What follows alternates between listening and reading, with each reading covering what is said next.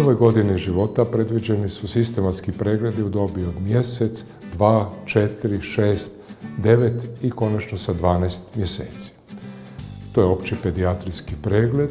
U dobi negdje između 6 i 8 tjedana, ako ne postoje razlozi da se to učini ranije, se radi ultrazvuk kukova.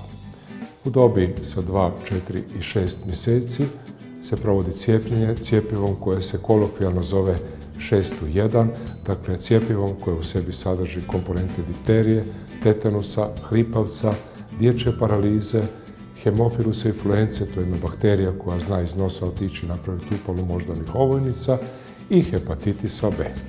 Cijepiva koja se koriste u programu su svjetske klase, prema tome nije za očekivati neke posebne nuspojave, u pravilu ih nema. Ako i bude nešto, svodi se na lokalno crvenilo na mjestu uboda i povećanje temperature u narednih dan i pol, maksimalno 2.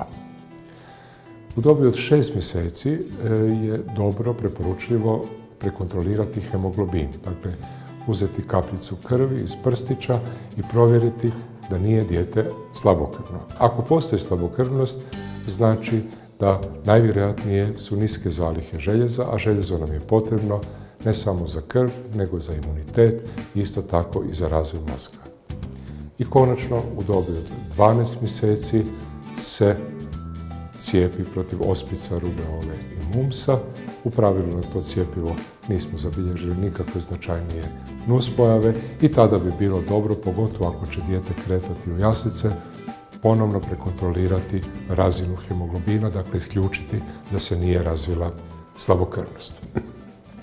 Od ove godine u programu cijepljenja je cjepivo protiv streptokoka pneumonije, dakle protiv bakterije koja može biti agresivna, koja može iz nosa otići, napraviti upalu mozga, moždanih ovojnica, upalu uha, upalu pluća, može otići u krv.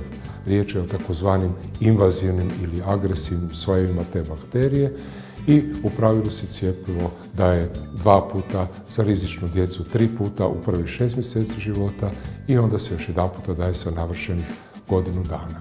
U pravilu značajnih nuspojava na to cjepivo nismo vidjeli.